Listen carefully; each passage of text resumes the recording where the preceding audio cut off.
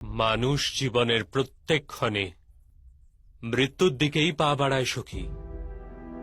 বাস্তবে সে যা করে তা কি মৃত্যুর জন্যই করে না? বসন্তে বিকশিত প্রত্যেক পত্র কি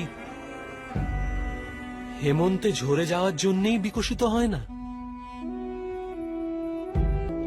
তাহলে তার বিকাশ লাভ সূর্যকিরণ পান করা আর বায়ুতে আন্দোলিত হয়ে মধুর ধ্বনি উৎপন্ন করা সবই কি ব্যর্থ?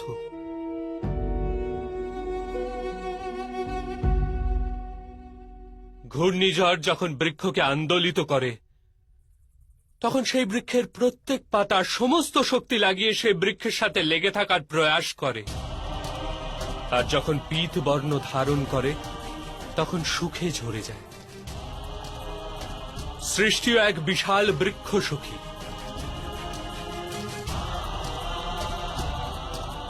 আর প্রত্যেক মানুষ, প্রত্যেক পশু পক্ষী এই বৃক্ষে উদ্গমিত ও মোচন প্রাপ্ত পত্রস্বরূপ।